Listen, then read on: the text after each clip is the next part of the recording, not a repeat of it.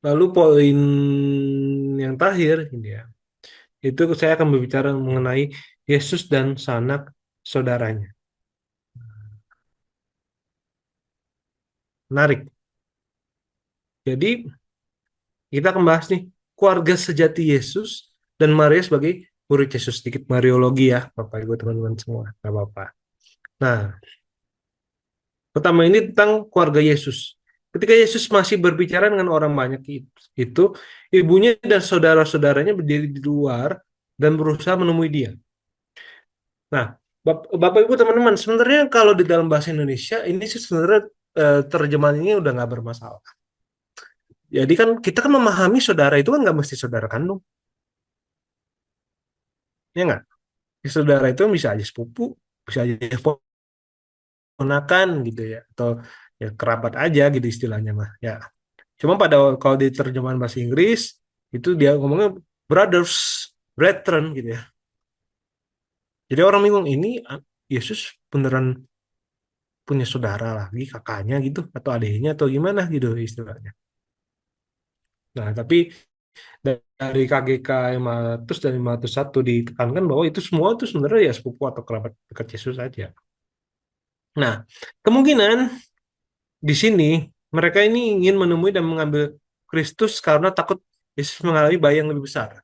Seperti ini kan Yesus sudah secara terbuka ngomong, wah dasar nih ya kalau ngomong pakai bahasa kita, wah dasar kamu tuh keturunan ular bludak, bla bla bla.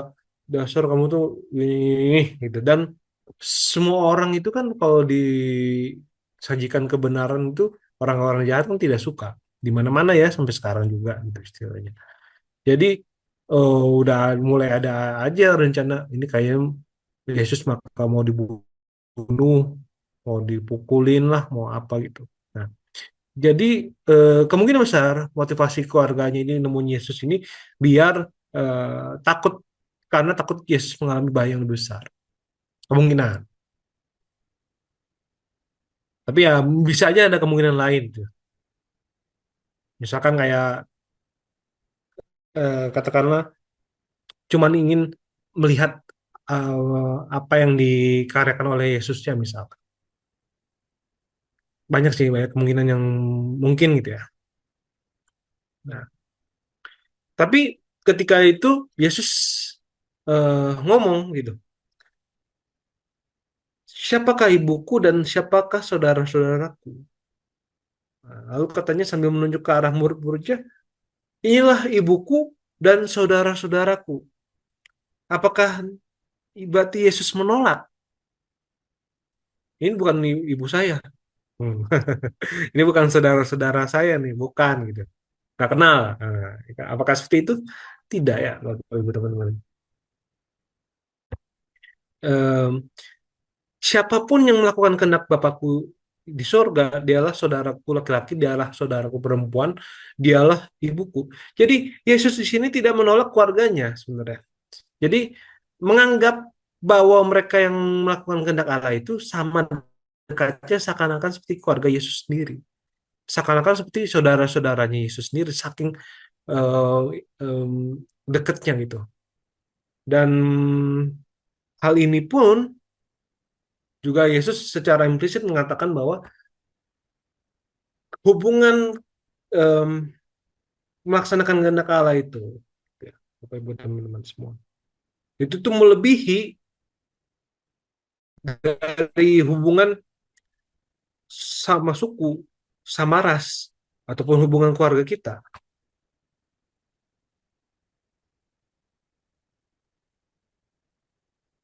Dan karena kita semua yang melakukan kehendak Allah itu adalah saudara-saudaranya Yesus, berarti juga kita juga pun mendapatkan keluarga satu sama lain di dalam Allah.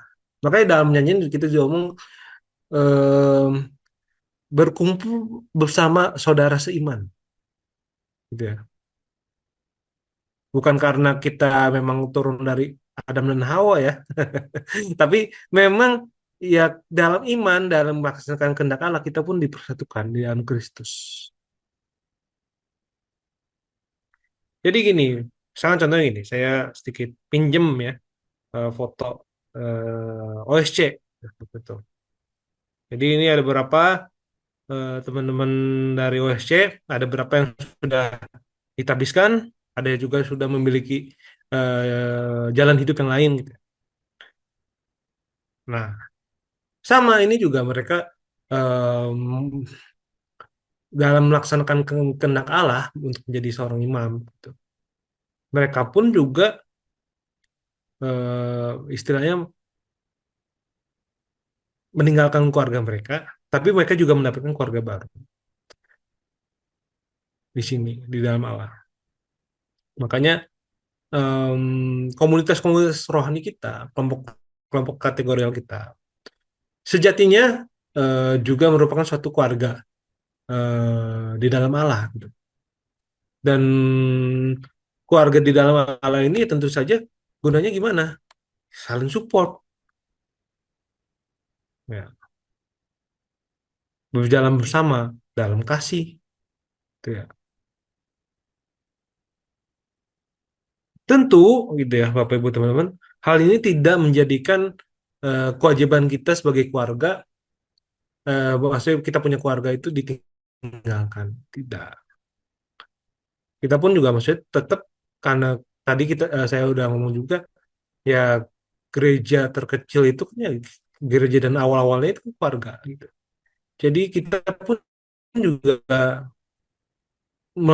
jangan melupakan eh, pelayanan kita juga di dalam keluarga kita. Bahkan ketika ini kan ketika jadi frater ataupun imam gitu ya. Kadang ada aja mereka itu bisa aja izin gitu ya. Ini eh, berdasarkan dari berbagai kesaksian ataupun cerita oleh Romo gitu ya. Ketika mungkin ibunya sakit, ketika bapaknya sakit, mereka izin ya pulang bentar gitu ya. Eh, dan atas kesediaan ke kasih dari pimpinan, ya mereka diizinkan pulang, dan ya bisa mereka pun juga bisa membantu keluarganya mereka juga. Jadi em, jangan sampai komunitas rohani kita malah menjadi suatu pelarian juga. Komunitas rohani memang adalah keluarga juga, dan yang sama-sama melakukan kehendak Allah juga gitu ya.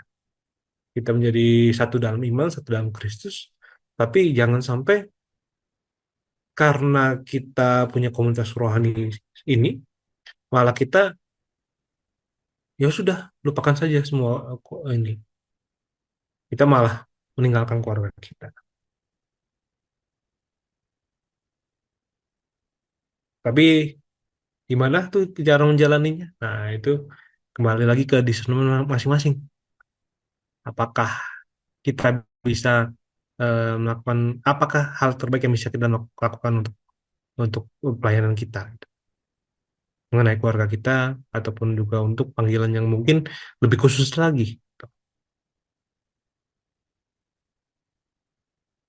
Ngomong-ngomong, ini tidak ada saya ya. Barangkali mikirnya, oh ini foto-foto dulu ya pas masih formasi. Enggak, saya tidak pernah jadi, tidak pernah menjalani formasi gitu ya. Sebagai seorang calon imam tidak pernah. Nah, jadi Bapak Ibu teman-teman, hubungan intim antara Kristus dan dengan umatnya itu muncul ketika umat Allah melaksanakan kehendak Allah. Nah, terakhir ini tentang Maria.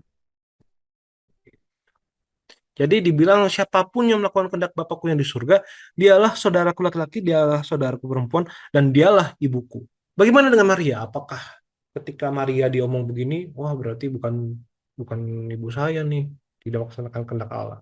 Wah, apakah demikian gitu ya? Jauh ya Bapak Ibu teman-teman. Justru memang Maria ini kan termasuk yang dimaksud gitu istilahnya kan. Bahkan ya gereja Katolik itu kan memberi gelar, ya gereja Katolik Ortodoks juga kan memberi gelarnya Theotokos, Bunda Allah gitu. Kita pun merayakan berbagai hari raya yang berkaitan dengan Maria gitu. Maria diangkat ke surga, Maria apa ratu di mahkota di surga, ratu surga, itu semua. Saya lupa hari rayanya apa gitu, lupa. Tapi saya tahu ada berapa hari raya yang ataupun pesta gitu ya, yang tentang Maria gitu istilahnya. Nah, Maria aja ngomong gini, sesungguhnya aku ini adalah hamba Tuhan, jadilah padaku menurut perkataanmu. Ketika dia ngomong, kamu akan mengandung dari Roh Kudus, padahal belum nikah.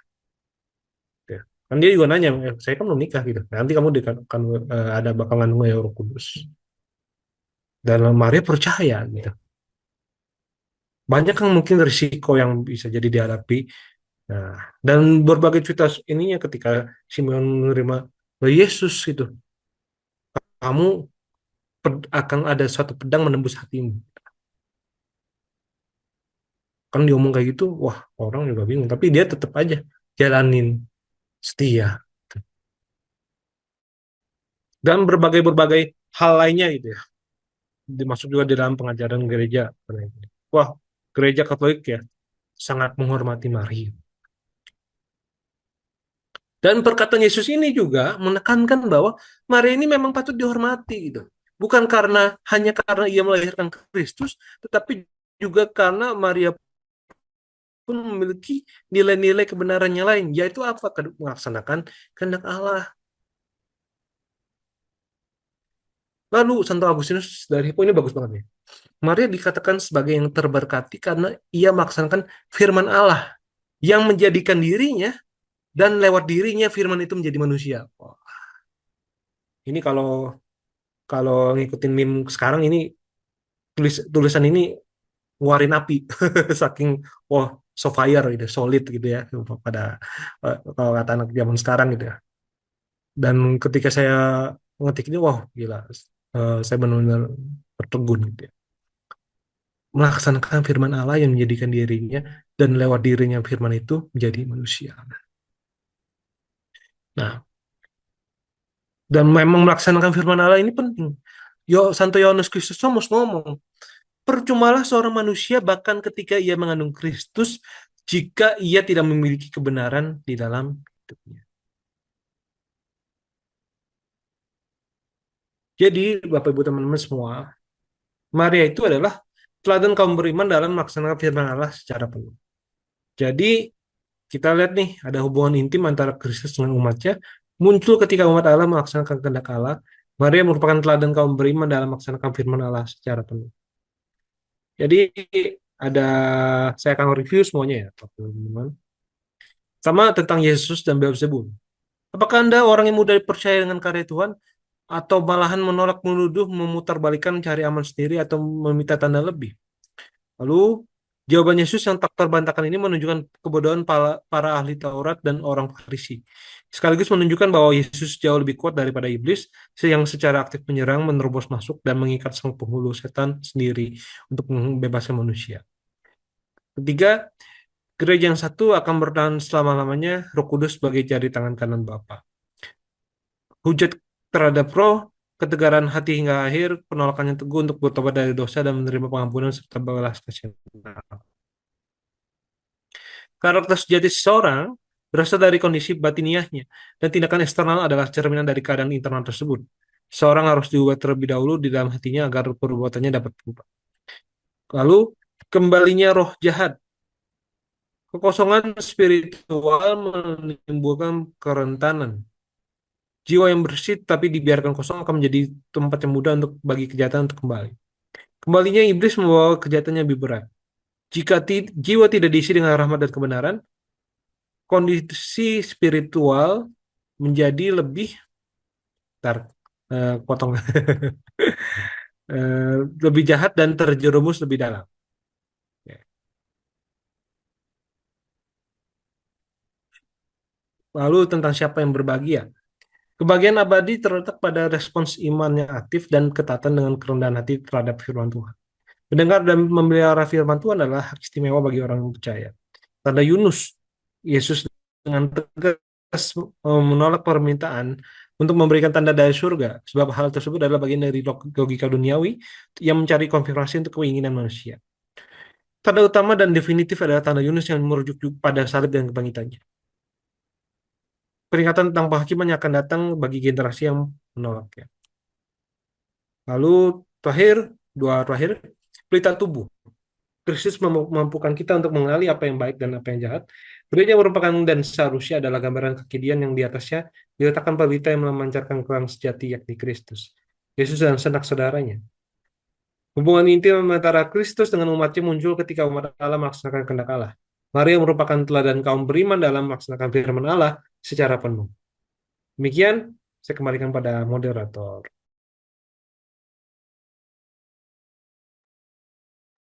Oke, terima kasih eh, untuk semua materi yang luar biasa pada malam hari ini. Berarti dari Bapak Ibu dan teman-teman semuanya, apakah masih ada tambahan, pertanyaan atau kesaksian? Kalau tidak ada, berarti informasi penutup dari saya ke Bapak Ibu dan teman-teman semua bisa eh, melihat rekaman-rekaman dari Jeskop untuk episode hari ini dan sebelum-sebelumnya di YouTube kami di House of Praise Bandung. Lalu juga bisa follow di Instagram, TikTok, dan juga Facebook House of Praise Bandung. Pengumuman di hari Selasa, tanggal 28 Oktober di jam 7 malam akan ada doa syafaat Miracle Room melalui online Zoom. Lalu di tanggal 21 Oktober di jam 7 malam juga akan ada persekutuan doa offline di Jalan Maulana Yusuf nomor 5. Dan untuk jazz episode berikutnya akan diadakan di hari Kamis 30 Oktober eh, dengan tema perumpamaan awal kerajaan Allah, studi tentang menabur, berita, dan benih. Sekarang mari kita tutup untuk sesi malam hari ini dengan doa dengan Bapa dan Putra dan Roh Kudus. Bernafaslah dalam diriku ya Roh Kudus agar pikiranku menjadi kudus. Bertindaklah dalam diriku ya Roh Kudus agar pekerjaanku juga menjadi kudus. Tariklah hatiku ya Roh Kudus agar aku mencintai apa yang kudus. Kuatkanlah aku ya Roh Kudus untuk mempertahankan apa yang kudus. Jagalah aku ya Roh Kudus agar aku selalu kudus. Amin. Tuhan Yesus, Juru Selamat kami, izinkanlah kami datang kepadamu. Hati kami dingin, Tuhan, hangatkanlah hati kami dengan kasih-Mu yang tanpa pamrih. Hati kami berdosa, bersihkanlah dengan darah-Mu yang halal. Hati kami lemah, kuatkanlah dengan roh yang penuh sukacita. Hati kami kosong, penuhilah dengan kehadiran ilahi-Mu. Tuhan Yesus, hati kami adalah milik-Mu, milikilah hati kami selalu dan hanya untuk-Mu. Amin. Kemuliaan kepada Bapa dan Putra dan Roh Kudus, seperti pada permulaan, sekarang, selalu, dan sepanjang segala abad. Amin. Dengan Bapa dan Putra dan Roh Kudus. Amin.